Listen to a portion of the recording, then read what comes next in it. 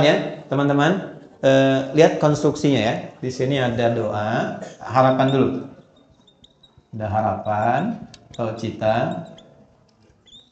Ini takdirnya. Ini saya mungkin ke sini X, di sini Y. Ya, kemudian di sini ada doa untuk mempercepat. Di sini ada ujian. Di sini ada pengabulan jawaban. Kalau di ritual umroh atau haji, di sini ada sofa, di sana ada marwah ya. Baik. Nanti kita jelaskan. Sebetulnya ada banyak sekali hikmah dari ritual kita yang sekarang sayangnya menjadi ritual saja, walaupun pahala ada. Pahala itu diberikan pada keikhlasan dalam penunaian ibadah secara benar. Jadi kalau Anda sholatnya benar dari awal sampai akhir dan ikhlas, pahala diberikan. Tapi barokah, nilai-nilai kebaikan dari sholat yang kita dapatkan dalam hidup itu cenderung potensinya kurang bisa didapatkan kalau kita nggak paham hikmahnya. Oke? Seseorang kan, semua orang punya harapan ya, punya cita-cita. Terus dia berdoa kan? Ya Allah, yang sedang kuliah, saya pengen lulus IPK 4 misalnya. Ya kan? Ya Allah, saya pengen rumah tangga yang sakinah, mawadah, dan rahmah. Halo, kenapa sedih begini? Tenang ya. Ya, jadi intinya setiap orang punya cita-cita. Misalnya ini lulus ujian. Sifatnya wisuda, akhir didapatkan. Ada seorang mahasiswa pengen diwisuda dan lulus. Berarti kan harapan kan? Oke, saya mau tanya pada Anda. Mungkinkah diwisuda kalau dia tidak kuliah? Mungkinkah diwisuda kalau dia nggak ikut ujian? Mungkin. Tiba-tiba berdoa malam ini, besok wisuda. Mungkin. Pasti dia melewati tahapan dulu kan? Ya kan? Nah, tahapan inilah jembatan yang mengantarkan kita pada harapan yang ingin kita raih. Kita punya harapan di ujung sana, kita pengen raih. Kita mesti jalan kan ke sana? Nah, jalan itulah yang disebut dengan ujian. Ujian ini yang sering kita lihat sebagai masalah. Kan kita ngerjain ujian bikin masalah kan? Masalah, solusi, gitu kan? Ya? Nah, jadi sesungguhnya ujian atau masalah ini diberikan oleh Allah kepada kita bukan ingin membuat hidup kita bermasalah, bukan. Tapi ingin mengantarkan kita pada harapan dan doa yang pernah kita mohonkan. Memang jalannya mesti ini.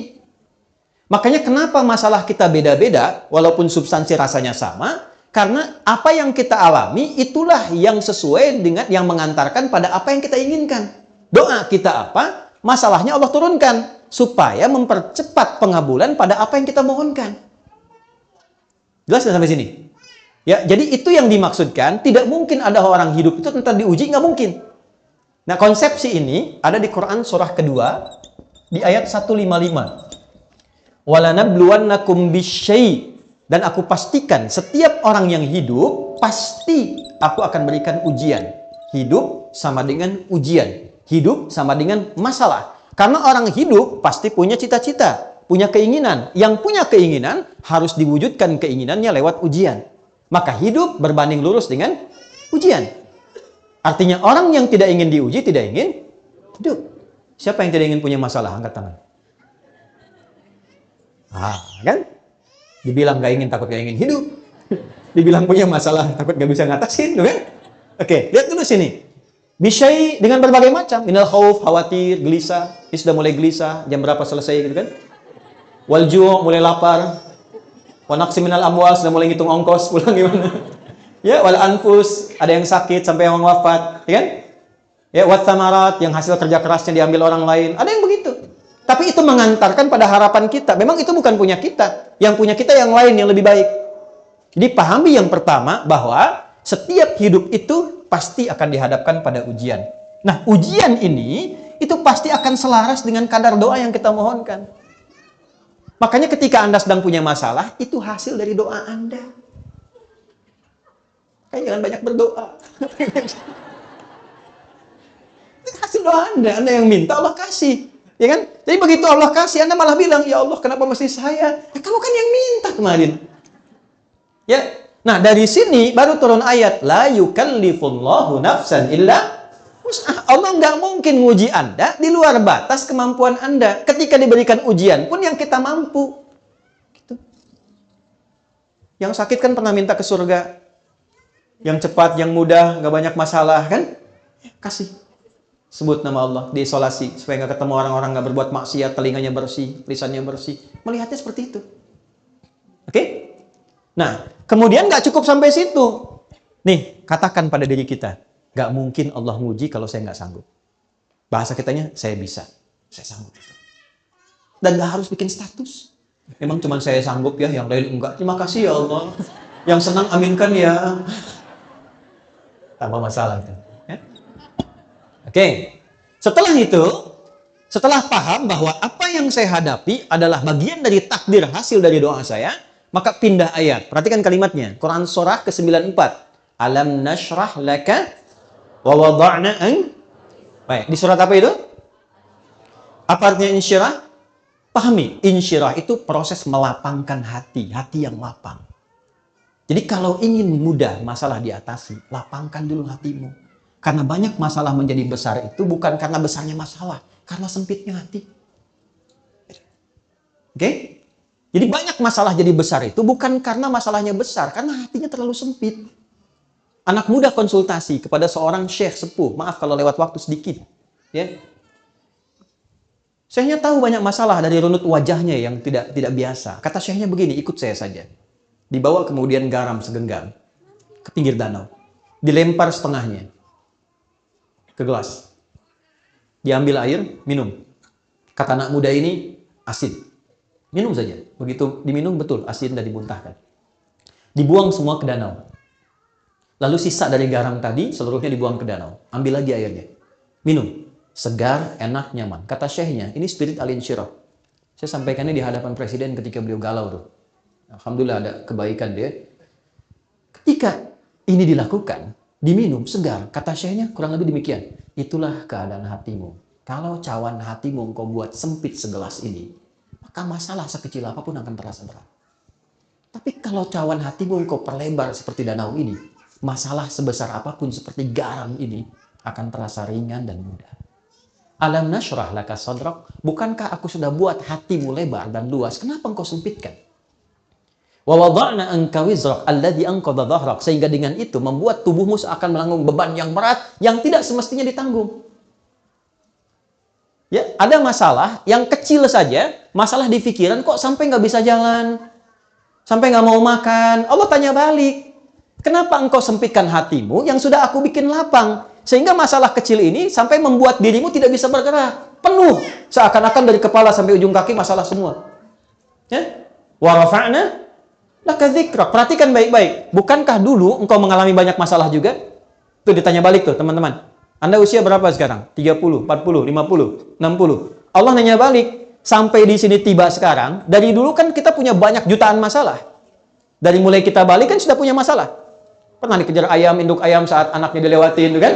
Banyak. Sampai masalah besar, kan?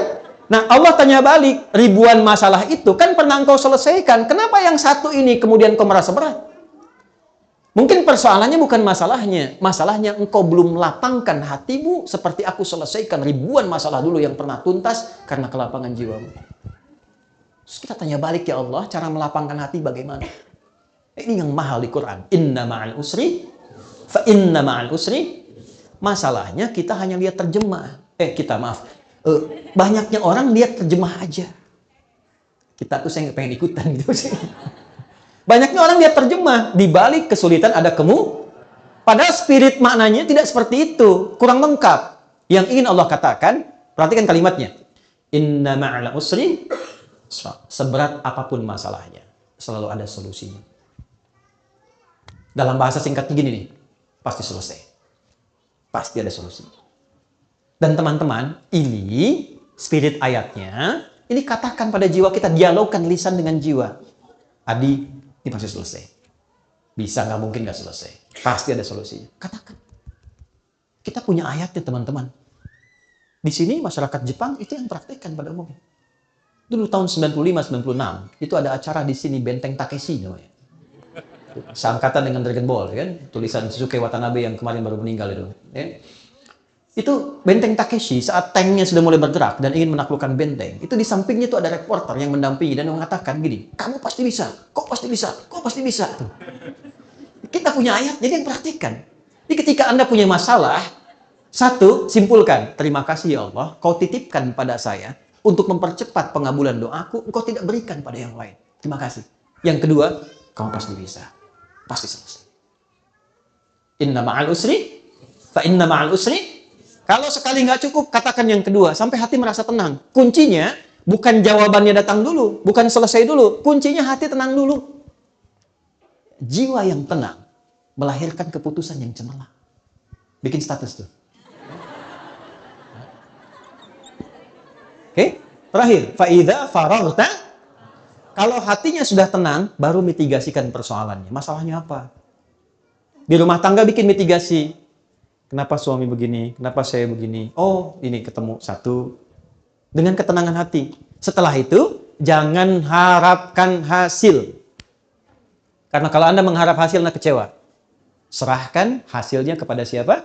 Allah. Wa ila rabbika farghab. Nah, itu kalau sudah terkumpul, kita akan selalu ridho pada setiap situasi yang Allah berikan dari perjalanan takdir kita. Terima kasih ya Allah, Engkau kirimkan ini. Terima kasih ya Allah, Engkau hadirkan ini. Alhamdulillah. Ya. Makan gak makan asal ridho Allah pada kita ya. Tidak harus selalu kumpul gitu ya. Kadang-kadang kan sendiri-sendirian. Gimana? Karena ada yang bikin tema. Ya. Baik, saya kira itu yang penting untuk saya sampaikan. Dan yang sebagai penutup, sebagai bonus, tolong cari lawannya yang positif untuk berlatih keridhaan. Itu rumus di Quran surat Asy-Syams. Jadi kalau ada yang A kurang bagus, cari yang B yang bagusnya. Misal, jujur lawannya apa? Jujur lawannya apa? Bohong. Rendah hati lawannya apa? Sombong. Baik, sombong diciptakan bukan ingin membuat Anda sombong, tapi supaya rendah hatinya muncul. Jadi kalau ada muncul tentang sesuatu yang terlihat sombong, berarti saya mesti rendah hati. Kenapa mesti Anda yang lihat? Marah lawannya apa? Sabar. Jadi kalau pulang dari sini, lihat suami marah, ibu langsung simpulkan, marah dititipkan pada suami saya. Bukan ingin menjadikan suami saya pemarah, tapi ingin menitipkan supaya kesabaran saya meningkat agar sanggup mengatasi persoalan rumah tangga lebih besar di masa yang akan datang. Jadi kalau suami datang, marah-marah, alhamdulillah. Kamu kenapa ketawa? Terima kasih ya Allah telah mengirimkan amarah pada suami saya sehingga saya bisa belajar sabar. Suami juga nggak punya alasan untuk marah. Cemberut apa lawannya? Anda pulang ke rumah istri cemberut. Assalamualaikum. Kayaknya kenal ya. Setelah itu kasih emas 2 kilo, selesai masalahnya. Emang istri saya masih ada nggak? Udah nggak ada kan? Alhamdulillah. Makanya saya cerita ya. Karena jarang ada ustadz ceramah bawa istrinya, jarang. Apalagi bahas yang itu. Sama saja gitu ya.